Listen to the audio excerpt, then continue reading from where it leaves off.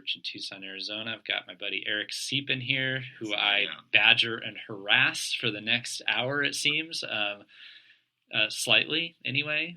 Somehow, using Snoop Dogg, who Eric has zero interest in, we hit some nerves. You did hit some nerves, and I think maybe you were a little upset at me that I wasn't prepped. I was slightly. I apologize. It's okay. Anyway, hey, we, this podcast starts off with us kind of we're trying to get the car in gear. It's like you're trying to get it into first. It's just not going. But then once it gets in gear, boy, does it move. So it was good. Tune in and enjoy. Yep. All right, let's go.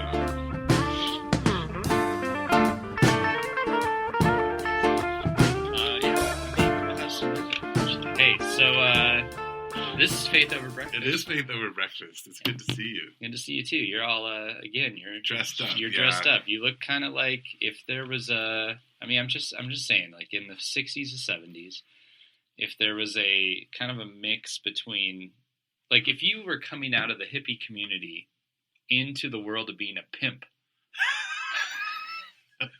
This is what I imagine. Oh yeah, that's never been the description. like you're kind of a crossover kind of, but here in 2018, I don't know what that means. I mean, that's if we were in the past. Right. Today, I don't know what it means. Hey man, this is the age of make your own style. Make your own style. You're doing it. Yeah. I'm boring. I'm wearing flannel. Flannel and a hat. Yeah. Well, it's good to see you, Andy. We should say your name is Andy. My name's Andy. I pastor Mission Church in Tucson, Arizona. You pastor the Village. The Village. Yeah. The real Village. The original Village. The original Village. Well, maybe. Was there ever a church called the Village before yours? I'm pretty sure there was. Yeah, probably. But we didn't copy them because we didn't know about them because there was no internet-y things. Oh, yeah. Well, there was, but we weren't searching in those days. Yeah. I mean, nobody even had a website for their church in 2001, really. They did, but they were like, really... Yeah. A page. Yeah, like a page. Right. Yeah. And now we had visitors from Germany on Sunday who were just traveling through the States and Googled church, and there we were, and so they came. Cool. So now that's how it works. And the week before that, we had 3 guys who were just traveling the country on bikes. Similar story. Googled church, showed up. Yep. Just got a call from...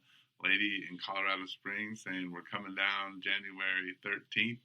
Found your church, wanted to be part of the new monastic movement. We're going to be moving down soon. They're moving. Yep. Oh, wow. Oh, the new monastic movement. The new monastic Sometimes movement. I forget that you're at the forefront of the new monastic We movement. are at the forefront of the new monastic. I mean, that's right. There's us, and then, what's his name? Yeah, that guy. Hair, dreadlocks. Oh, that's not you? Okay. I don't know who it is. You know who he is.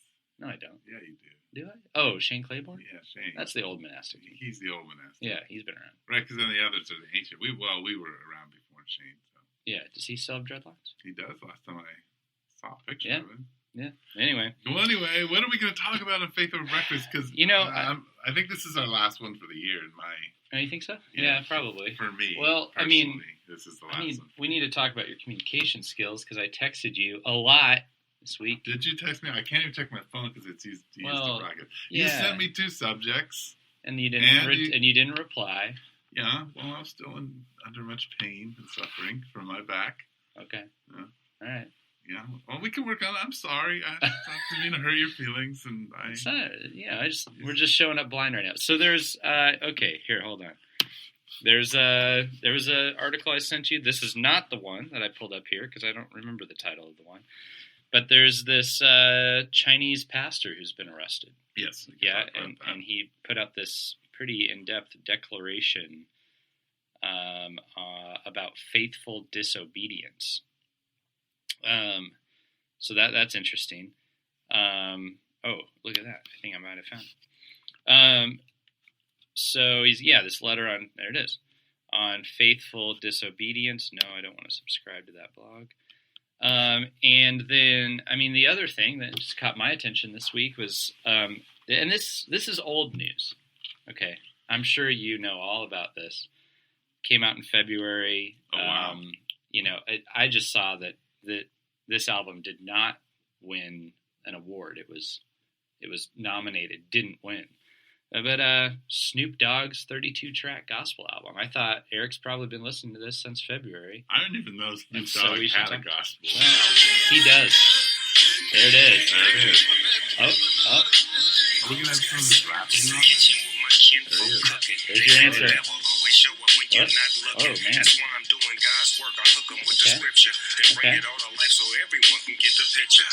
See, So, I feel like there's you'd that. be more an expert at this because you're kind of into the hip-hop scene. Yeah, into you're the not? rap. No, Everybody's not. At all. not everybody's following No. Snoop Dogg. I'm not either, obviously. I would have known it came out in February. Yeah, you're more local. You like the local hip-hop artists. Yeah, sort of. But you like hip-hop. Yeah. Anyway, but this brings up all sorts of questions for me. So I thought maybe I'll just sit down with the only pastor I know who's wearing a Bloods bandana. Oh right, there you go. Gangster seeping. Talk about some Snoop Dogg. One of us looks like a pimp in this room. I'm just saying. I think you probably with the hat and the flannel maybe go. No. I look like everybody else. This hat flannel. Hat flannel. Yeah, if you're in Seattle, maybe you look like everybody else. Tucson in the winter. Tucson in the winter. Anyway. Yeah, because you always fit in. Yeah. You're just like the average normal guy. I know. Yeah, exactly. Just kind of blending in. Right. So, I mean, Snoop Dogg? Yeah, that's interesting. Yeah. Well, but he's always kind of, early on in his career, I don't think that's where he was at. But from he had the reality television show, and I watched a few episodes of that, and he has this football team. See, look at you. You know a lot about So he's kind of made this progression towards being I think trying to get his life straightened out once he had kids and trying to offer them something good. He has and Netflix. His little football team is on Netflix. Oh yeah, I didn't watch that. I don't know too much about. I kind of looked at. He's got a venture capital firm. He's got his football team. He's got all sorts of stuff going on. So, here's the thing: trying to get his life straightened out. Back when he made the album Doggy Style a long time ago, which just don't let your kids. Actually, you don't listen to it either, adults. You all did, most of you, many of you. Right. But yikes. Right. Dirty. Yes. But, he became a millionaire right there. Right? Right. And so he hasn't been on the streets or in a gang since a long time. He's been living in the lap of luxury and just growing his empire, essentially. So getting his life together, I think that happened a long time ago as far as money and investment and success. Sure, but when you come out of, where you go, there you are. So you do have to kind of change the way you... Yeah. You can't party every night and be excessive with all of your wealth, or eventually you end up doing stupid things. Right. But there's a lot of... So it's interesting because this is Puff Daddy's dabbled in gospel. Snoop's doing gospel. There's a little money in it. There's a lot of money in it. There's not a little money in it. There's a lot of money in it. If you're in the African American community, there are oodles of potential customers who might come around to you if you get into the gospel world, right? So I guess I'm having a hard. I don't know. The venture capital firm funds marijuana initiatives. I don't know. You have a problem with marijuana initiatives? No. Yeah. Maybe. Depends. I was going to say that's a classic Andy answer. It was. Well, yeah, maybe, kinda. Yeah. No. There's some legitimacy to some of the medical stuff, but. What, you mean half your church isn't smoking pot? I bet you half of them are. Half of them are. Yeah, wow, at least a third. Yeah, because 80% of yours is, and so if 80% of the village is, I know 80% is not. You look, if I saw you driving down the road, I'd be like, I can get something from this guy. Yeah, well, I'm saying all these things only because you put us on the Mevo, and you hate it. I hate it, so I've got to make comments. Yeah.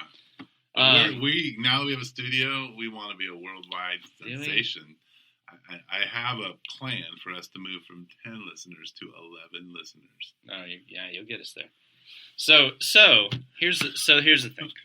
I just want to say that last week's podcast was awesome, but it only went up today, so you can listen to it. Go listen to it right now. Don't listen to us. But, yeah, right. It was really good. This one, it's my fault because I didn't prep. Okay, well, that's all right. I'm sorry. So back at it. So here's what I'm trying to wrap my mind around. So you got, I mean, there's all this stuff, and he's, kind of seems a little transparent a couple times on the album about things like making mistakes and having pain in his life and things like that. But I look at this and I'm like, this is a guy who's figured out. I mean, this is a guy who's he's got an empire and he's tapping into another customer base, sure, making oodles of cash. I don't believe it. I don't buy that. I think that. I guess I'm hearing it and I'm going, I think you're just trying to make money. I think back when all the raunchy stuff came out, yeah, Dr. Dre was behind all of that. He's the king of shock art. Sure. He brought Eminem to us all, and he, Dr. Dre knew that you say the things, no, you can't say that, and that's where you make everybody wants to hear. It's like forbidden fruit sort of stuff, and then no, but come on, Eminem. I mean, Eminem. He's not just shock. Like, there's a lot of substance to what he has to say. Yeah, no, there is. But that initial album, like when he broke out, when Dr. Dre, I mean, talking about like killing your wife and stuff. Yeah. I mean, no, this was a new stuff. Level of jarring. Yes, it was very and it was very purposeful. Mm-hmm. It was this will sell. I mean, these are businessmen, mm-hmm. and so I hear this and I'm like, I think Snoop, who's now in his mid 40s, is going, I'm not getting, 15-year-old kids aren't listening to my stuff. What do I need to do? I need to tap into the African American community, the adult community, and I know how to do it. Well, do you think gospel. You think it's gospel? Because yes.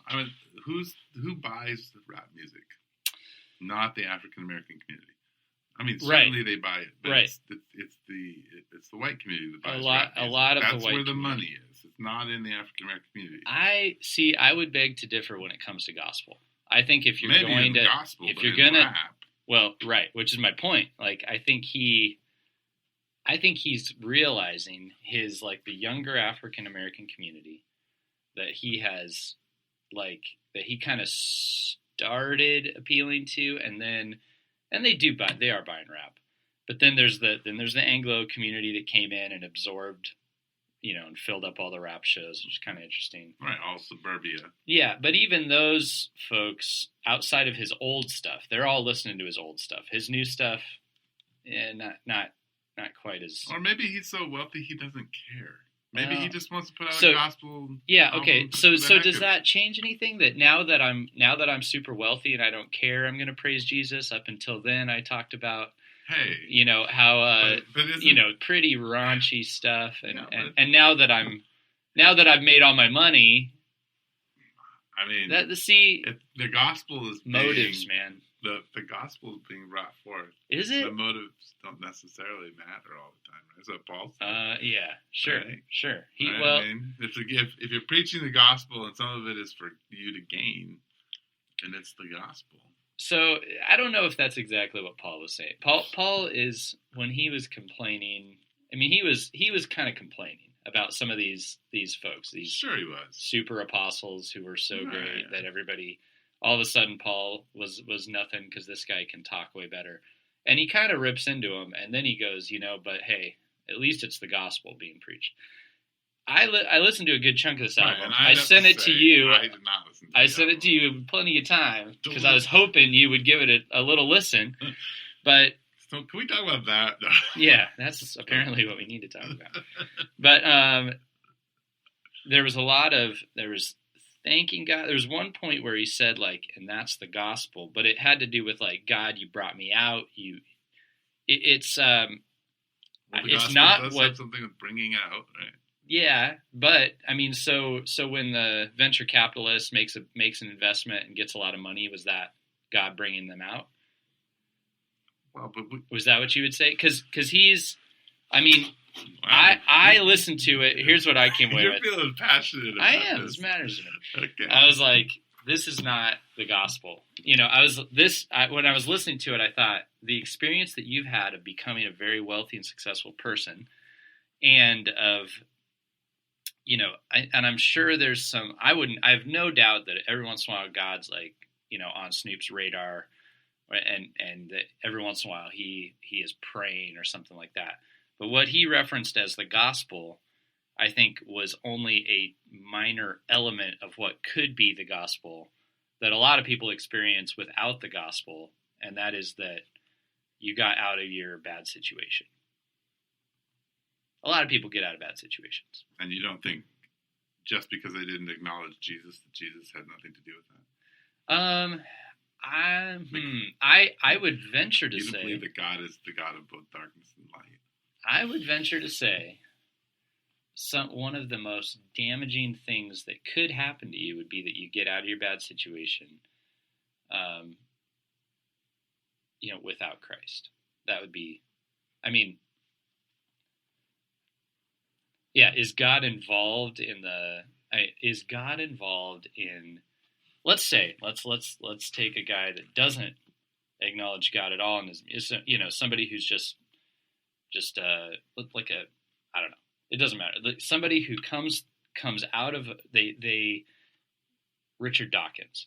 I'm an atheist. He makes his money on atheism, book deals, speaking deals, all this stuff. Would I be willing to say God is not anywhere involved in his life? No, I can't say that in my theology. But I also don't believe that means that he has received the gospel just because he's done well in life, whether he acknowledges or not. So Snoop, I think, is going, hey, like, I've come through a lot of stuff. Well, what if he felt the spark of the divine in all of that? What if he had some sense of Jesus in that process? Yeah, maybe he did. I mean, he's saying he did. Right. So so is that what level of the gospel? So is that enough? For what? For knowing God, for entering the kingdom. Is that enough to sense some spark of the divine? What of the gospel must you believe to know Christ? Well, it's an interesting question. I know. First, you have to ask what is the age and your capacity to even know. I think Snoop has crossed the quote-unquote age of accountability. That's an interesting twist. Well, because we're talking about knowing. So we're talking about a certain segment of people who have the capacity to know. And your capacity to know may be different than my capacity to know. What does this have to do with? Well, what I'm trying to say is I don't know what is needed for Snoop per se, or how he would understand those things. But I do understand that for the gospel to be in its full effect, meaning the Spirit to bring alive someone's heart, there has to be a surrender to the cross, a brokenness in our sin, a repentance, and a choice to turn through the power of the Spirit away from what we were doing. I can get into all that. That's all there, Sure.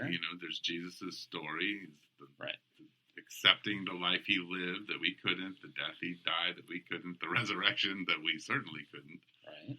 So embracing all of that, stepping into the identity, living out of a life we're called to. But so how do you discern that? So say if Snoop, he was the guy that called you and was like, "Hey, I'm going to be a part of the new monastic community." Yeah, well, and you are trying to discern how you're going to decide. I'm going to have a celebrity come into my church to deal with that. This might happen. Sure.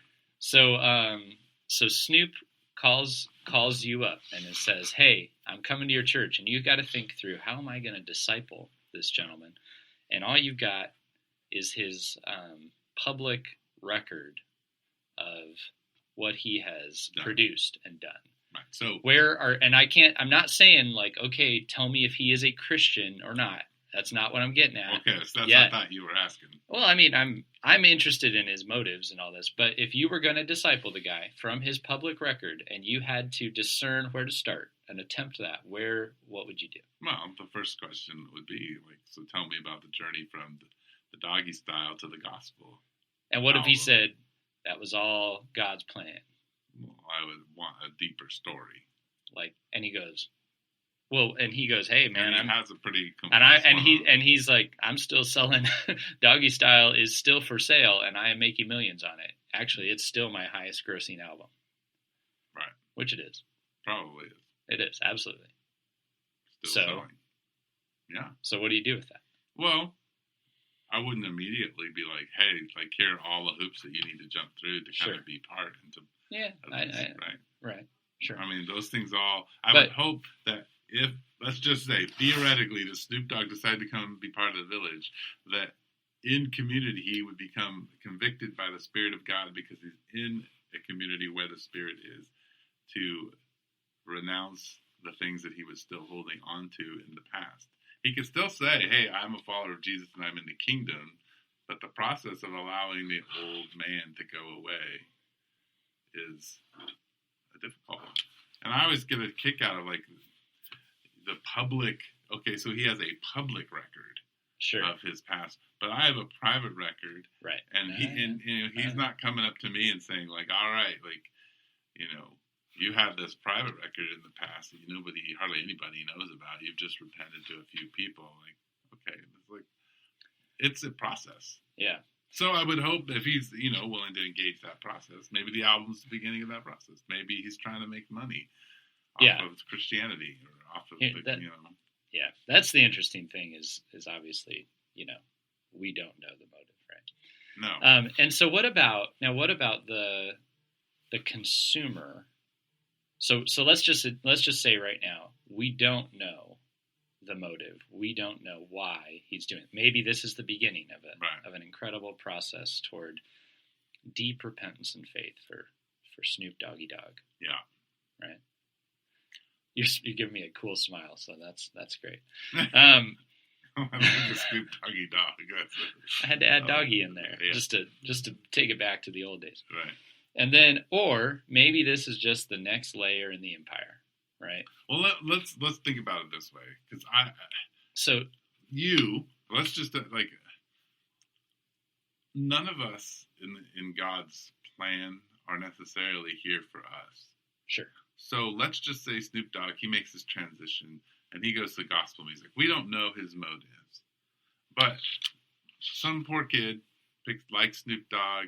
He's got this album. Here's the one about he's rapping, and it's talking about life change, and something hits him in his heart as he's listening to this gospel music, and he finds himself in the kingdom of God, and in church. Sure. Well, then, is what Snoop Dogg done a waste of time? I don't know. Sometimes God uses. Yeah, God uses all kinds of and things because Snoop Dogg's not there for himself; he's for this kid. Yeah. No, I get it. And there's a guy who came to our church who was listening to an atheist podcast, and somewhere listening to the atheist podcast determined that he needed to know Christ. Right. Wow, that's awesome. That's surprising, right? And it happens. So God use donkeys and atheist podcasts, and absolutely. I think so. I agree. Maybe I'm just going to go off on a side tangent here, but I guess when I look at him. And I look at artists like, for instance, when Creed came out with their first album, or you think of "God Is One of Us" by Joan Osborne. Yes. These are almost some of the songs were sacrilegious. Some of them were trying to stretch our understanding of God, but they were challenging people. The intentions and motives of those artists were there to make money and to kind of just express themselves. They weren't necessarily attempting to change. Yeah, and I guess the difference that I get that, and I've thought about that. Oddly, I thought of that Joan Osborne song this week, which I hadn't thought of in years. But in Snoop, here's the equivalent. Like I'm thinking through Eric Siepin's view of like Chris Tomlin right now. Right. And I'm thinking, so what Snoop just did is, if you took it into the white evangelical world, is like, let's see. I mean, who's a big? We just used him, so let's do it. Let's say, let's. I mean, Justin Bieber actually is. he's all over the map on like faith and Wasn't he stuff. part of Hillsong now? Yeah, he was photographed carrying a Tim Keller book. Hey, Yeah. who knows? No, I But hear. I mean, that's interesting. It's good. The follower of Jesus now. I don't know. I mean, seems like potentially. I don't. Yeah, but so let's say like some big star out there makes an album, and they're like, hey, I'm gonna get Chris Tomlin. I'm gonna get David Crowder. I'm gonna get all the I'm gonna get the Hillsong guys. I'm gonna make a big album with all the contemporary CCM artists, because this is the parallel, because he got all the big gospel out. You know, they were all CCMers probably too. Yeah, generally. No.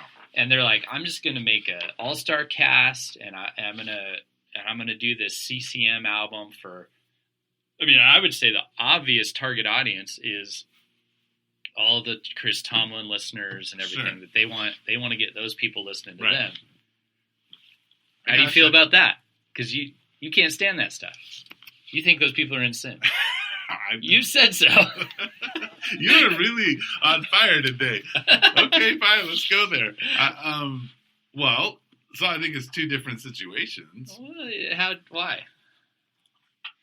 Well, one, I think we're talking about a people who are using what happens in church and the way that you and I worship God as smaller communities to make money, which I have a hard time with. Well, that's what I'm saying is... This is a public album given out to... Yeah, Chris Tomlin want to write a worship album and try to go get it done, not to put in churches, but to actually get played on radio, like secular radio. I think for it. I think this one is pulling in all the. I think this is the equivalent in the African American community. Right. Maybe. I'm not trying to defend him. I don't know. That's just my sense. Yeah. Well, I don't know what his motives are. So sorry. Back to why would it frustrate you about Chris Tomlin and those guys? Why would that be? Well, I have a hard time with people in the church making money off people in the church. I don't know if Snoop Dogg is in the church. I don't. Follower of Jesus. I think Snoop Dogg is on a process of trying to move that direction that he doesn't fully understand it, nor does he have anyone discipling him. And yes, he's filthy rich, and when you're rich, it's hard to make it through the eye of a needle. I think he grew up in the church. I think he's got a lot of church connections, and he's pulling all the church, all the big names in the church together to sell records to people in the church. And I don't know enough about Snoop Dogg. I'm trying to remember. I did watch the Netflix thing on him. I don't know if he was. He grew up in the church. Really? Yeah. And on the streets. Yeah, but which in inner city. I understand that. So that's often. Sure. The both of those are often true. Right. I can't speak with any kind of accuracy about his life. Is what I'm trying to say. And I don't want to make assertions about him. Right. Yeah. I don't know. I think what's interesting to me is parsing out how we decide, when we're going to rally behind, because it's like for you, there's a huge chunk of the Christian community. Who would be anything that a CCM, Christian, contemporary Christian music artist does is great and wonderful, and we should get behind it. Everybody should buy it. Right. And you're not there at all. You're no, actually, we should not get behind that. We should not do that. Right. Well, I kind of feel about my position on those things is sort of the way I am as a pacifist. I'm a pacifist who's a pro-gun person. I believe that you have every right to carry an armed gun if you believe you. As long as you don't ever shoot it. Right. This is a personal, right. It's a personal thing, not a thing that I think it should be policy. It's the same with Chris Tomlin. I think it's dangerous for me to go around saying that is an overarching thing that all people should subscribe to. I would hope that people would come to my side on it, but I'm not saying I'm right. I'm saying I'm deeply concerned and don't think it's right. Don't think what part of it is right? The industry in which the creativity stifling effects, I don't think Chris Tomlin has the intentions of, or the Vineyard had the intentions of when they started this process, of turning out music and turning out worship and creating experiences that are universal, so much so that there's no uniqueness left to our churches. And worship wars really are you going to sing hymns or are you going to sing Chris Tomlin and Jesus culture? And like, it's not about, are we going to be creative and are we going to stretch ourselves and the way that we worship God, and are we going to sing new songs to the Lord? And they're always making new songs, though, is the interesting thing. They're churning out new songs all the time to make money. Right. So it's interesting because like like the Anglo community, that sometimes when it's within your own community, it's very frustrating. So in the African American community, you've got gospel, mm-hmm. which is quite similar. There's mm-hmm. always new songs coming out. There's a similar sound. You don't see African American churches doing any heavy metal or anything. It's like, sure. Is that creativity stifling? Is that just making money? Is that, or is it different because we're looking at something outside of our community that's different than what we experience and going, oh, that's beautiful? Well, no, I actually think it is stifling if the local community isn't producing things. And I know in the African American community there are communities producing things, just like in ours there are. Like your church is producing some new music. I've heard it.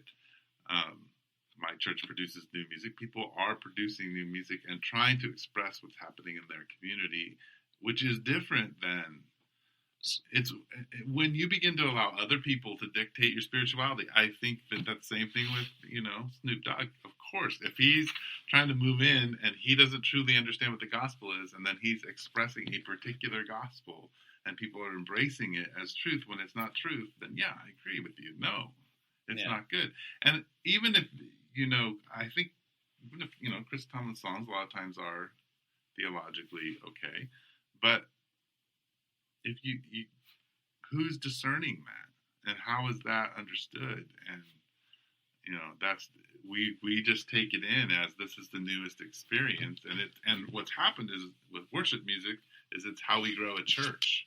Mm-hmm. You have to have a particular kind of song being sung and an experience that you're giving people, and So it seems like on the one hand you're offended by the creativity stifling that happens when big, machines create music that communities embrace.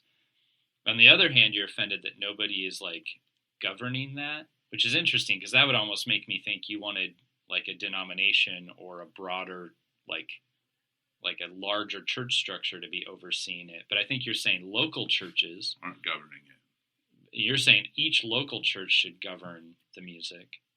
Well, and then but then you sing hymns that were once popular music that were shared that bonded the church together, and yes. You feel a sense of bonding to the past. Is that not happening now in like Snoop Dogg and Chris Tomlin? Or well, for one, I'm pretty sure Luther did not charge the churches for that, nor did he put on concerts and make millions of dollars and become a millionaire. Sure, no. Singing to Jesus, which I think is sacrilegious. So now you might be saying that Snoop Dogg is sacrilegious. I would agree. I just don't know enough about it. Yeah. Like, his story is different than Chris Tomlin's, if we're talking about, like, of course. It's not the same person. No. And then we're not singing, some of those gospel songs we're singing in churches, yes. But if the motive is money making, that's a problem. Yeah. Yeah. I have a problem with that. Yeah. Yeah. And Chris, I'm sure he does great things with his money, but people are making money off of it. And I don't, right. and it produces this, like, you don't get me started on this. We already have enough podcasts on worship. So how different is that from your salary from the Village? Well, that's funny. I just downloaded a book giving the salaries for 2019, like what they should be. So for a lead pastor, and we're way below. I know. I'm just saying though, like the church your size, the low end is 62,000. Right. I'm aware of these numbers. We're not even close. Right. I know that. But I'm putting forth an argument I could hear. I'm not saying I know how little you bring in compared to what you could ask for from a church. I know. But I'm saying, like, if I were hearing this from the outside, I'm thinking, sure. like, Well, pastors are making money. Yes, they are. And so how is that different than what Chris Tomlin or Snoop does? Because a local community has said, we want you to shepherd us. Right. And Scripture says that our elders should be paid double honor, and double honor is a financial term, not a like, here, Andy, you get double honor. I honor you so much. Double what I should. Right. It means that I pay you twice as much as everybody else. Sure. To shepherd us, which is not a principle that happens within the church at all. Right. Nor in our own. Right. Neither our churches. I mean, I think my church is very concerned about taking care of me. Yeah, same.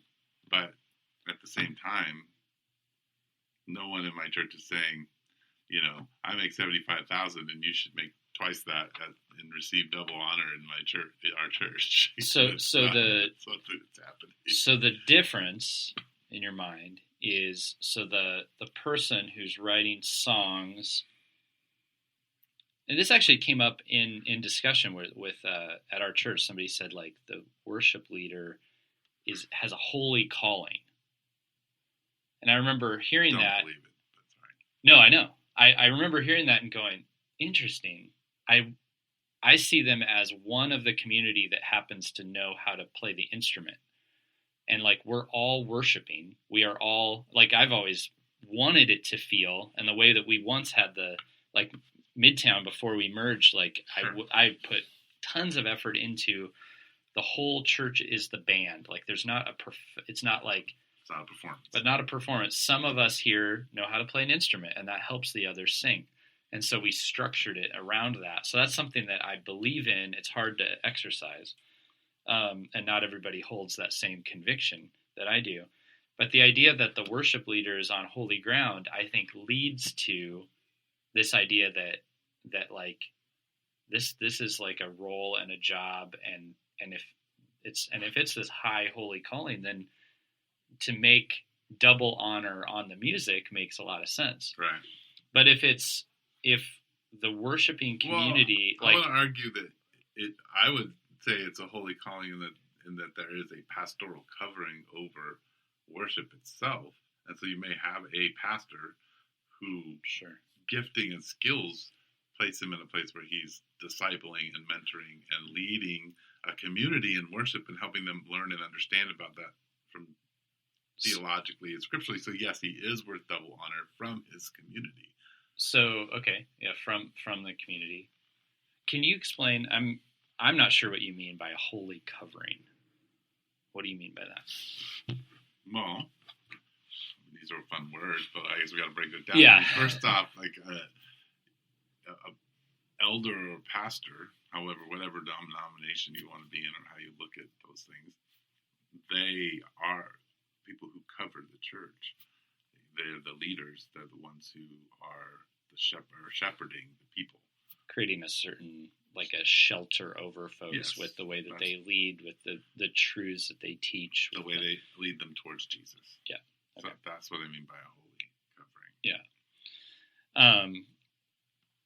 And so if in a community somebody is leading and that involves a lot of investment in the music, you were saying that for that community to affirm that and to compensate them for that, and to care for them financially for that, makes sense. Right. But if it breaks out of the community, I mean, do you feel the same way about, like, choirs that are singing hymns and selling albums?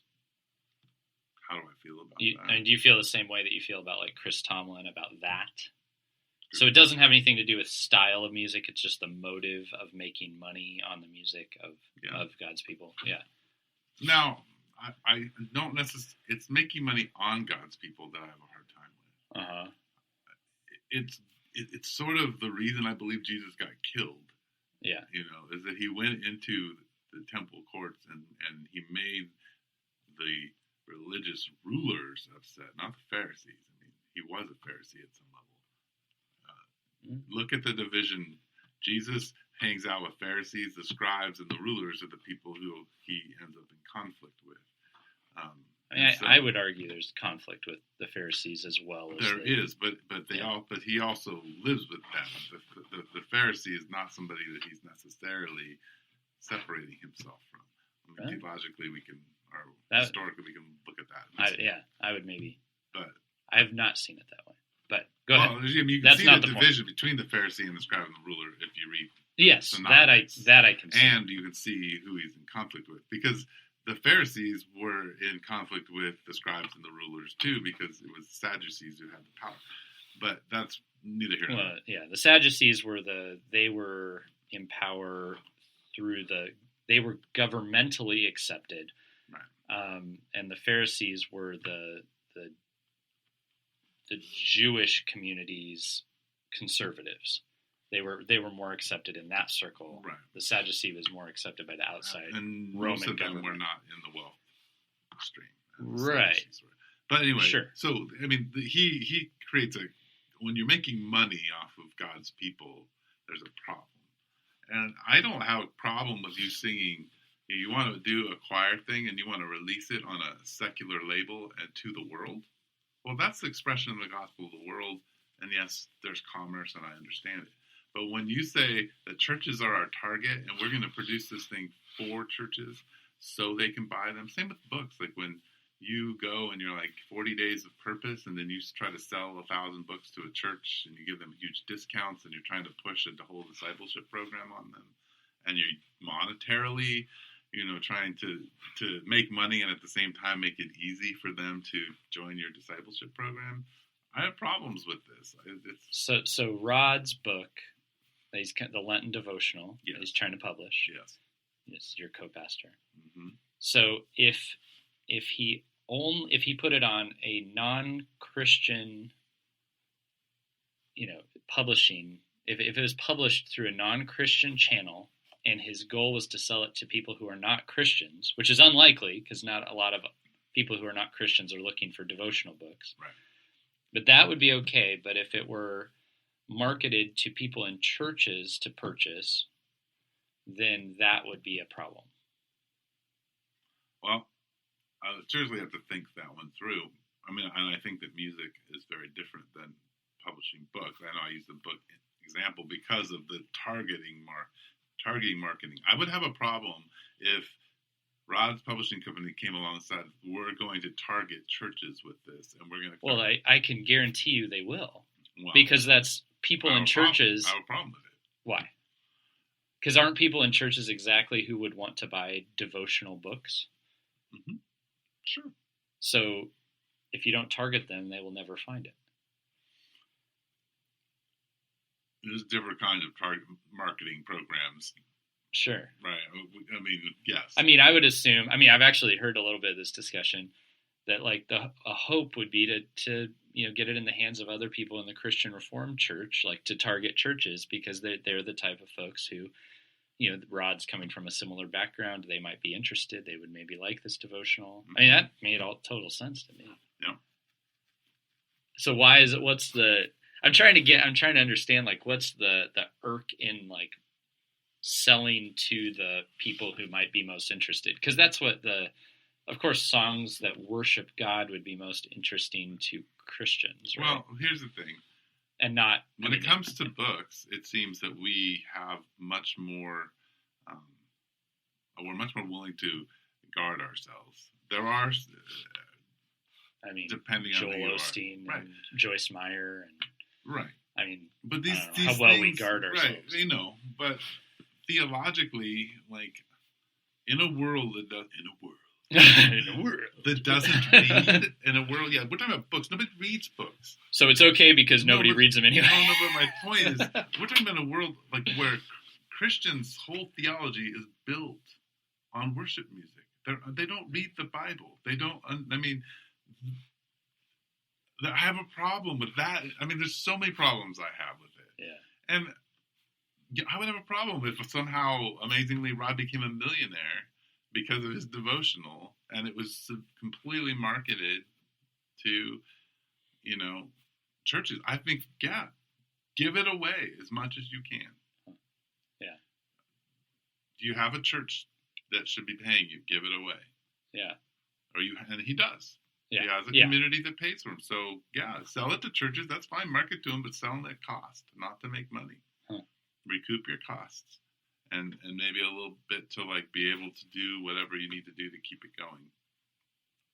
But not to, don't give me the newest Tim Keller book at, $22 when I know that you're making, $10 a book on this. And then they say, well, and I don't know, I'm here on my little judgmental because you got me going. I'm trying really hard not to do this, but like, I know they give a lot of their money away, and and people are employed because of it and all that kind of stuff. Yeah, it rarely all goes in the pocket of and so John Piper apparently takes no money off of any book, right? For example, and that's and I admire John Piper for right. that. That's always meant something and it's always, if you're willing to take the online non-print version, all of his books are free. I thought that's a cool way of navigating that. I was listening to a guy who wrote 2 books. Who's like what we would call like a mid-level Christian writer, and he was able to write a $300,000 check. Mm-hmm. He's an author I've never heard of.